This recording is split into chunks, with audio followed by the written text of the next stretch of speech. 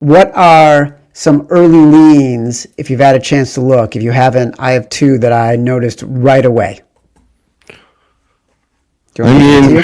are we supposed to go back and take the Jets again at +3? Yes, I mean, yes, we are. that's insane. I immediately put that down. We might have like a northeastern crazy snowstorm up here in the Northeast when this game is happening. So we're getting to it outdoors potentially in the weather.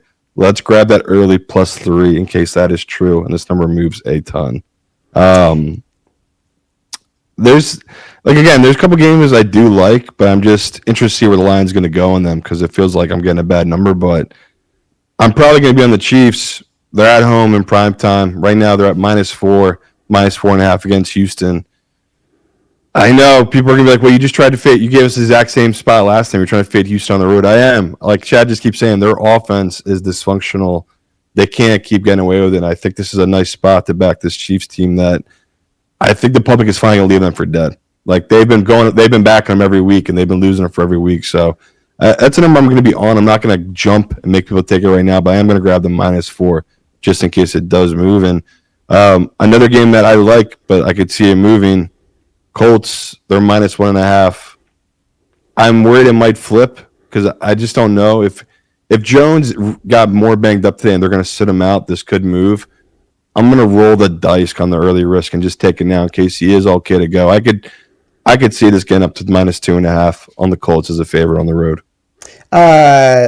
Jets was the very first game I noticed. And by the way, as we're talking, that line has moved to 2.5 almost everywhere. There is 1-3 that I can see that is still out there, but that's juiced to -118 right now. Interesting to me also, the Cowboys had been 3.5-point underdogs on the road at Detroit for Thursday night. When we started the show, that number is now down to Detroit -3.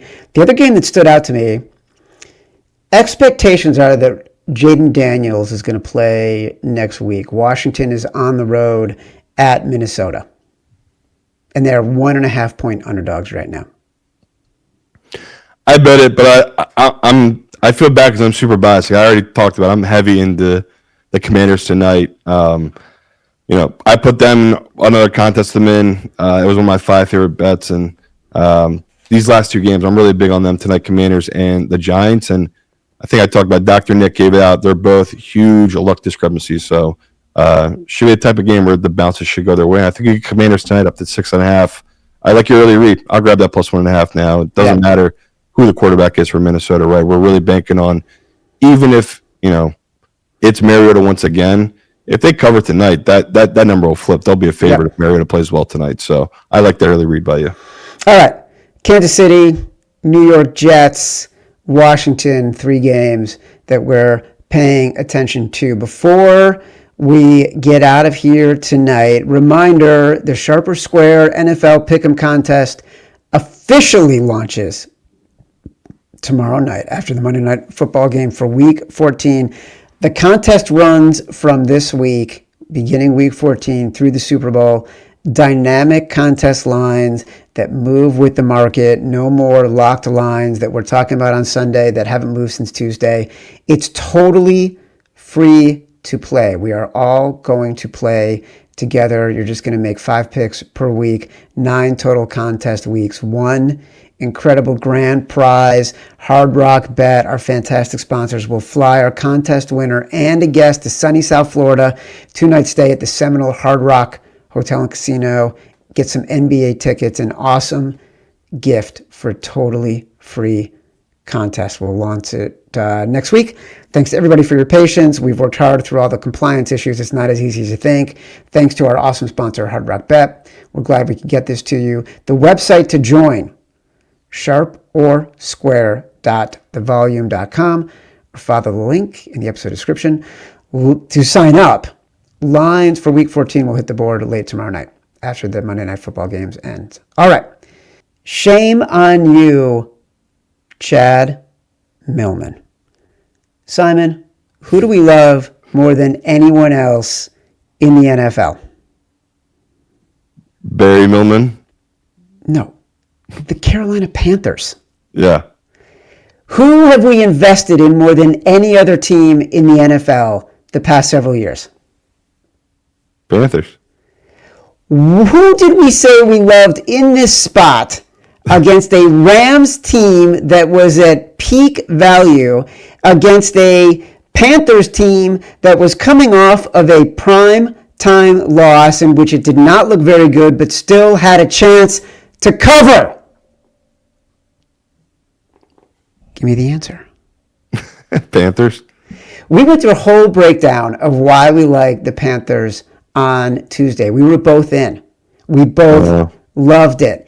I stupidly mentioned some defensive back issues. They were going to be without defensive backs because of injuries and suspensions. The guy who knocked Juwan Jennings in the nuts was going to be out this game. In that instant, we walked away from the game, did not go back to it. It's like we looked for an excuse not to bet on the Carolina Panthers as 10.5-point home dogs when we have almost bet on the Panthers as 10.5-point home dogs in every single scenario for the past 7 years, no matter who the quarterback was. And yet somehow we didn't do it when they were primed to win outright. Shame on me. Shame on Chad Millman. Simon. Happens to the best of us, Chad. I'm gonna go with. I was gonna do Brown special teams because they burned us bad today. But shame. I know I keep going back to the well, but shame to these NFL referees on Thanksgiving.